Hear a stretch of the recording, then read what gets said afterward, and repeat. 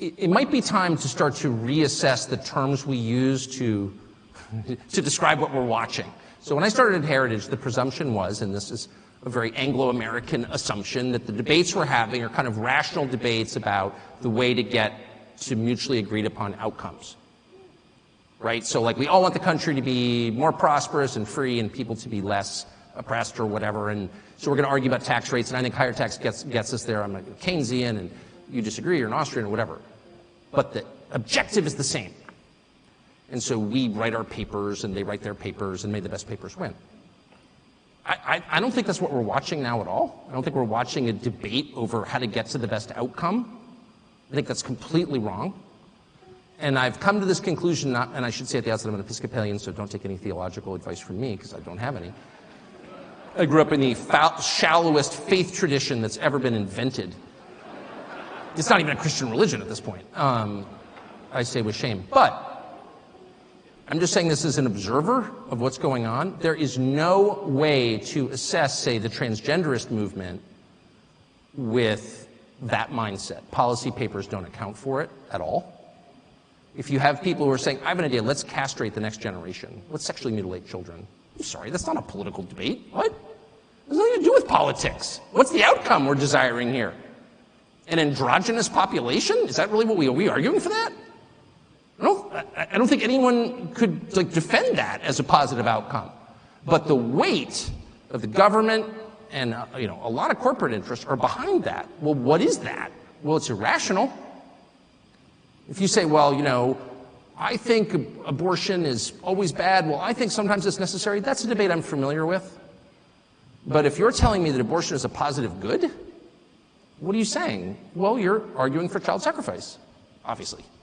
It's not about a teen girl gets pregnant and what do we do about that and victims of rape. I get it. Of course I understand that, and I have compassion for everyone involved. But when the Treasury Secretary stands up and says, you know what you can do to help the economy? Get an abortion. Well, that's like an Aztec principle, actually. There's not a society in history that didn't practice human sacrifice. Not one. I checked. Even the Scandinavians, I'm ashamed to say. It wasn't just the Mesoamericans, it was everybody. So, that's what that is. What's the point of child sacrifice? Well, there's no policy goal entwined with that. No, that's a theological phenomenon. And that's kind of the point I'm making. None of this makes sense in conventional political terms. When people or crowds of people, or the largest crowd of people at all, which is the federal government, the largest human organization in human history, decide that the goal is to destroy things, destruction for its own sake. Hey, let's tear it down. What you're watching is not a political movement, it's evil.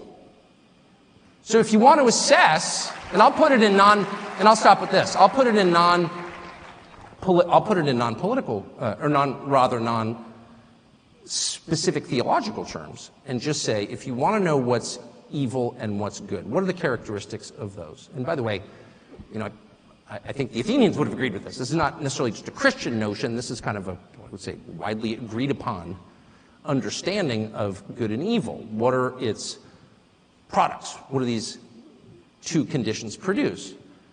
Well, good is characterized by order, calmness, tranquility, peace, whatever you want to call it, lack of conflict, cleanliness. Cleanliness is next to godliness. It's true. It is. And evil is characterized by their opposites.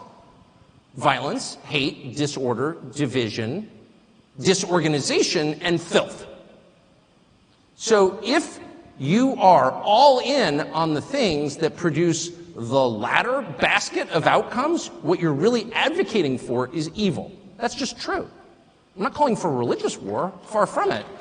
I'm merely calling for an acknowledgement of what we're watching, which is not what, and I'm certainly not backing the Republican Party. I'm not making a partisan point at all. I'm just noting what's super obvious. Those of us who are in our mid-50s are caught in the past in the way that we think about this. One side's like, no, I've got this idea And we've got this idea, let's have a debate about our ideas. They don't want a debate. Those ideas won't produce outcomes that any rational person would want under any circumstances. Those are manifestations of some larger force acting upon us. It's just so obvious. It's completely obvious. And I think two things. One, we should say that and stop engaging in these totally fraudulent debates where we are using the terms that we used in 1991 when I started at Heritage, as if maybe, I could just win the debate if I marshaled more facts. I've tried that, doesn't work.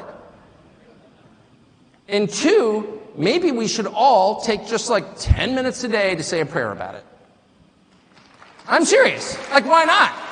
And I'm saying that to you not as some kind of evangelist. I'm literally saying that to you as an Episcopalian. The Samaritans of our time. I'm coming to you from the most humble and lowly theological position you can. I'm literally an Episcopalian, okay? And even I have concluded it might be worth taking just 10 minutes out of your busy schedule to say a prayer for the future, and I hope you will.